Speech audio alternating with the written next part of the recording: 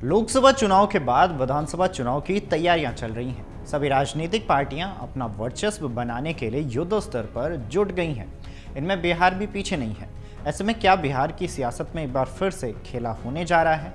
ऐसा इसलिए क्योंकि आरजेडी सुप्रीमो लालू प्रसाद यादव के सिंगापुर से अपने स्वास्थ्य की जांच कराकर लौटने से साथ ही बिहार की सियासत तेज हो गई है, यानी कि सियासी हलचल तेज हो गई है।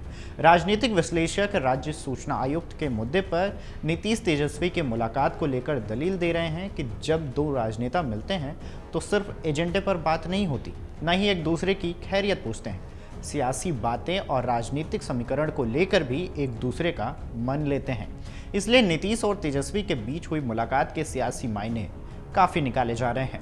मुख्यमंत्री नीतीश कुमार और विधानसभा के नेता प्रतिपक्ष तेजस्वी यादव के बीच मंगलवार को मुलाकात हुई।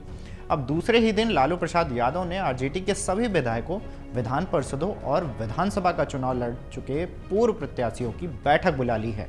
यह सियासी संयोग है कि फिर किसी नए प्रयोग के लिए नई स्क्रिप्ट लिखी जा रही है, ये तो आने वाला वक्त बताएगा। बता दें कि सीएम नीतीश कुमार और पूर्व डिप्टी सीएम तेजस्वी यादव मंगलवार को मुख्यमंत्री सचिवालय में मिले। दोनों नेताओं के बीच मुलाकात राजनीतिक गलियारों में चर्चा का केंद्र बना हुआ है। ऐसे में ये भी बता दें कि ये नीतीश तेजस्वी की 1-to-1 मुलाकात अचानक नहीं हुई है, बल्कि तयशुदा थे। बिहार में सूचना आयुक्त के पद पर होने वाली नियुक्ति पर मशविरा करने के लिए दोनों नेता मिले हुए हैं। सूचना आयुक्त की नियुक्ति के लिए गठित कमेटी में मुख्यमंत्री के अलावा विधानसभा से नेता, प्रतिपक्ष और एक कैबिनेट मंत्री होते हैं, इसलिए दोनों नेता एक दूसरे से मिले। लेकिन राजनीतिक गलियारों में चर्चा सूचना आयुक्त के संभावित नामों पर होने के बजाय नए सियासी केमिस्ट्री बनने को लेकर हो रही है, जैसे ही हर बार देखने को मिलती है। हालांकि मुख्यमंत्री नीतीश कुमार से मुलाकात के बाद तेजस्वी यादव जब बाहर निकले तो उन्होंने खुद ही सारी स्थिति सामने रख दी। उन्होंने पत्रकारों से बातचीत करते हुए कहा कि कुछ नियुक्तियां होनी है, जिस पर मुख्यमंत्री के साथ चर्चा हुई है। सरकार इस संबंध में विधिवत जानकारी देगी। तेजस्वी ने कहा है कि 65% आरक्षण को संविधान की 9वीं अनुसूची में डालने के मुद्दे पर भी उनकी सीएम से बातचीत हुई है। इस मुद्दे पर उन्होंने कहा है कि मामला कोर्ट में है। इस पर तेजस्वी यादव ने कहा है कि वो भी कोर्ट पहुंच गए हैं। सरकार अपनी बात कोर्ट में रखे, वो भी अच्छी तरह से अपनी बात रखेंगे। वहीं बिहार का सियासी समीकरण ऐसा तैयार हुआ है कि दूसरी तरफ लालू यादव ने अपने विधायक एमएलसी की बैठक बुलाने का फरमान जारी कर दिया है। लालू यादव ने बुधवार को होने वाली बैठक में अपने विधायकों के साथ साथ विधान परिषद और सदस्य और साथ ही विधानसभा का चुनाव लड़ चुके प्रत्याशियों को भी बुलाया था। आरजेडी की तरफ से बैठक के बारे में सबको यही सूचना दी गई कि पार्टी संगठन को मजबूत करने के लिए सबको बुलाया गया है। तेजस्वी यादव 10 सितंबर से बिहार में आभार यात्रा शुरू करने जा रहे हैं।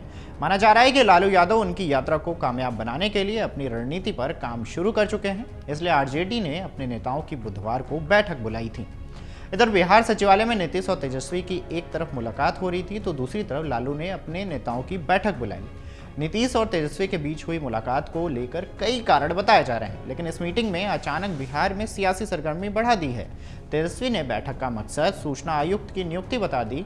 इसके बाद भी कयास लगाए जा रहे हैं कि इस मुलाकात का मकसद सिर्फ सूचना आयुक्त की नियुक्ति तक सीमित नहीं था।